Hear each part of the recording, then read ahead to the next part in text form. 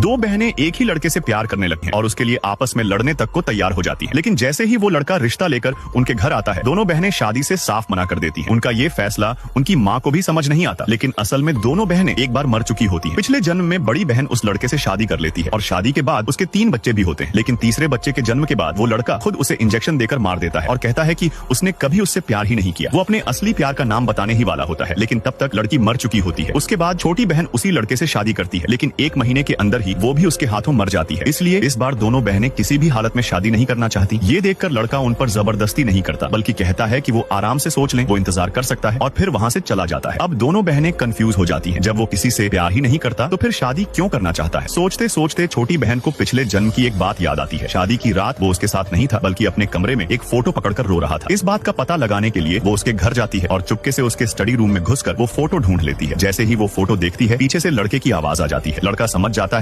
है कि उसने फोटो देख ली है और कहता है कि फोटो में जो लड़की है वो वही है। लेकिन लड़की तुरंत पहचान लेती है कि वो फोटो उसकी नहीं है, फिर भी वो कुछ नहीं कहती। तभी लड़का घुटनों पर बैठकर उसे प्रपोज करता है, डायमंड रिंग देता है और कहता है कि वो पहले से भी ज्यादा पैसे देने को तैयार है। इतने में छोटी बहन वहाँ आ जाती है और उसे खींचकर ले जाने लगती है, लेकिन बड़ी बहन उसे झटक कर वहीं रुक जाती है और शादी के लिए हाँ बोल देती है। लड़का बहुत खुश हो जाता है और ऐलान करता है कि 3 दिन बाद उनकी शादी दुनिया भर में लाइव दिखाई जाएगी। छोटी बहन गुस्से में सब कुछ माँ को बता देती है, पिछले जन्म की सारी सच्चाई। ये सुनकर माँ को बहुत गुस्सा आता है, लेकिन बड़ी बहन कहती है कि इस बार वो शादी जरूर करेगी और इस बार सब कुछ बदल देगी। न सिर्फ अपने परिवार को बचाएगी, बल्कि उस लड़के से बहुत पैसा भी निकलवाएगी। 3 दिन बाद लड़का कॉन्ट्रैक्ट लेकर आता है, लेकिन माँ फिर भी मना करती है। मजबूरी में वो अपनी बेटी को उसके साथ जाते हुए देखती रहती है, लेकिन जैसे ही लड़का जाता है, असली बेटी ऊपर से नीचे आ जाती है। तब सब हैरान रह जाते हैं, अगर वो यहाँ है तो शादी करने वाली लड़की कौन थी? अगले दिन दोनों बहनें बाहर घूमने जाती हैं, लेकिन अचानक बड़ी बहन को एक गाड़ी उठाकर ले जाती है। जब उसे होश आता है, वो लड़के के ऑफिस में होती है। लड़का गुस्से में पूछता है कि उसने उसे धोखा क्यों दिया, लेकिन लड़की पहले से तैयार होती है। वो कहती है कि